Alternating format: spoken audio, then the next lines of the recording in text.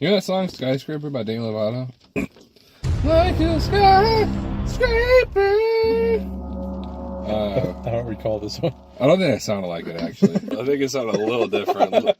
Skyscraper is directed by Rawson Marshall Thurber, who's directed movies like We're the Millers, Central Intelligence, and Dodgeball. Yeah, and this movie stars Dwayne "The Rock" Johnson. I just said The Rock. That sounds weird. I forgot that he doesn't go by that anymore. The Rock. I forgot he doesn't like to be called The Rock anymore.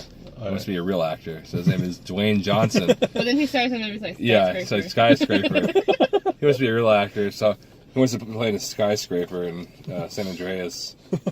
I also stars Nev Campbell from Scream, and also Chin Han from Dark Knight. That's nice too. And in this movie, an everyday man finds himself trapped in a high-rise building that has been taken over by international thieves masquerading as terrorists who are holding his wife and other people hostage, as well as his children. And I happened to just read one of the descriptions of Die Hard from the 80s with Bruce Willis. And that's one of the biggest reasons why I didn't really have much interest in this movie, because it just seemed like a really cheap knockoff of Die Hard. And watching it, I tried not to think too much about that, but it was so hard not to, because most of the plot lined up pretty similarly with Die Hard. Yeah, and this movie doesn't really try to do anything other than be like ridiculous. Like, you're watching, and it has this, like, you know, generic the generic Dwayne Johnson plot where his family, something's going on with his family, he's trying to save his family. It seems like most of it is like who cares movies, like his throwaway movies, which is pretty much all he's doing today. Because The Rock knows he's set. Right. He knows he's set on getting roles. I just don't think he cares anymore about actually getting like actual film roles. And he just wants to get roles that make him money. Right? So this one just has one of those generic things where something's going on with his family, he's trying to save his family, you know, and then they just try to throw something in there where, like, earlier in the movie, like, his legs get blown off or something like that. Yeah. So, and they try to have a family aspect to this movie, and at times, there can be times when you see it, but overall, I never really saw it. Yeah, and that's one of my biggest complaints about it, because the whole movie pretty much hinges on the fact that they're a family, and he's trying to save them, and he's, like, loves them so much. But, like, especially, like, in the beginning of the movie when they're all together, like, I didn't really feel like they're an actual family. Their chemistry wasn't really there. I didn't really feel the connection between him and his wife and him and his kids. I mean, Dwayne Johnson is definitely a likable guy. Yeah. But just in this movie, he just didn't really gel with the other people that were supposed to be his family. You know what I hate is whenever people don't gel with each other. Oh my gosh. That's my least favorite thing is in movies. Did you hear that, Brittany? That's a pretty common saying. I've never heard that before. You remember this Dr. Scholl's commercial? They're like, are you gelling? I'm gelling. You need to start gelling. This is nice. I'm gelling, Dr. Scholl's. What if we have this and Dr. Scholl's starts paying us money? Because we use the word gel. I'm gelling right now while reviewing this movie. I'm wearing Dr. Scholl's. They're nice and comfy. Thanks, Dr. Scholl's. What if one of the... I like how you guys are like already talking sponsors. You can even get 1,000 subscribers. Yeah, what if one of the 50 views that we get from this video is Dr. Scholl's himself? Exactly. Well, I was going to go a little more small scale and say one of their employees. Yeah. No. That'll work too. Dr. Scholl's watches every video on YouTube, and he tries to make sure that nobody says his product. It's like, oh my goodness, what's going on here? These guys are on to something. One thing about this movie is that the villains, they sort of kept their motivation sort of secret until the end, and I won't get into it because it's a spoiler-free review. But the problem with that is, which that can work in a lot of movies, where you keep the villain's motivation secret until the end, so it's like sort of mysterious what they're doing. But in Skyscraper, it was sort of a hindrance because they didn't really care to give the villains much character at all. They were barely even in the movie, like overall. And every time they were in it, they didn't have dialogue that was very solid, or they didn't have personality that made you want to see them more. Yeah. I think one of the strangest things to me was this movie tried so hard to put everything on being entertaining, everything on just being in your face, right? An in your face movie, right?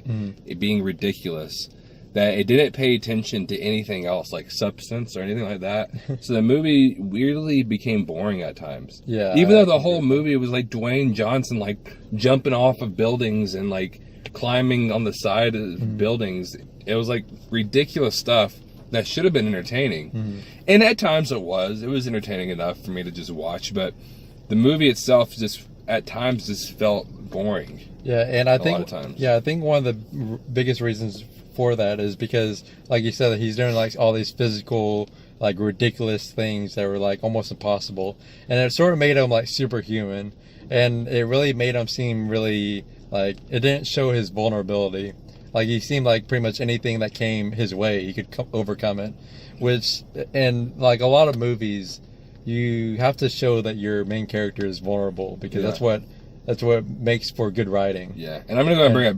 I want to go and bring up Die Hard. Yeah, for sure. Yeah, I mean, obviously, it's not gonna. The movie's not gonna be like as good as Die Hard. Right.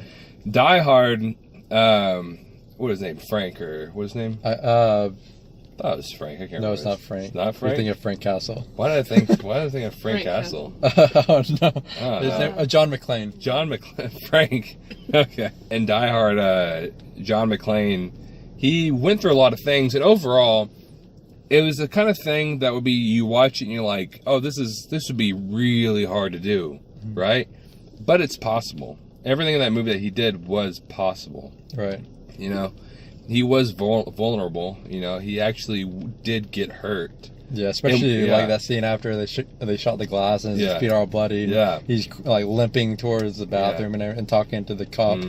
And whenever he got hurt, it stayed with him through the movie. You know, in this movie, whenever he gets hurt, it's kind of like he just quickly fixes it.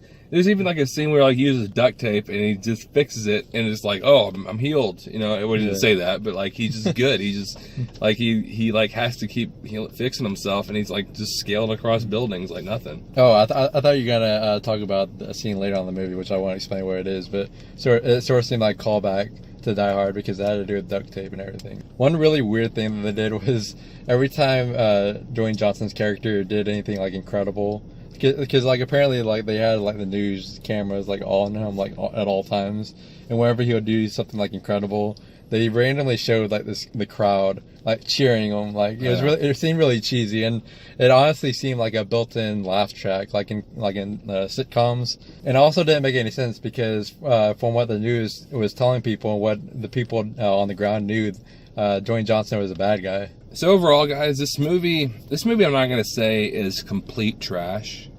I'm not gonna say that. It does have its moments of entertainment to it, but the movie overall, it just doesn't really have much going for it.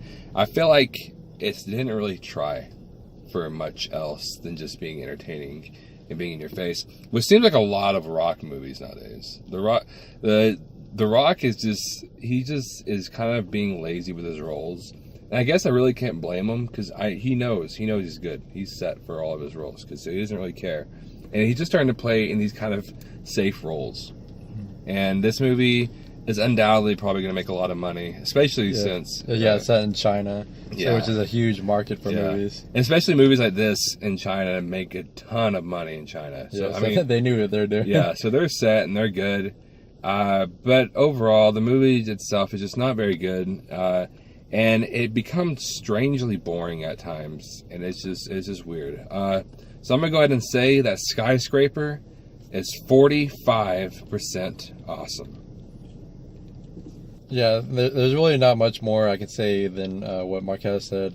This movie, there wasn't really much to it, and I'm not gonna say it was like an awful movie, but it still wasn't like anything good or anything. And like Marquez said, it was a pretty safe movie, and that's all I can really say about it. So I'm gonna say that Skyscraper is 48% awesome. Well, guys, don't forget to like, share, and subscribe. Also, comment and let us know what you thought about this movie. And what's your favorite Dwayne Johnson movie? Yeah, what is your favorite? Hopefully, it's not one of his recent movies because he has a lot better movies back in his day where he actually tried and gave a crap about his roles. Don't forget to follow us on social media with Facebook, Instagram, and Twitter, all at 2 Awesome Men. And as always, thank you so much for watching, and you will see us later. What are we going to do now? We're going to rebuild.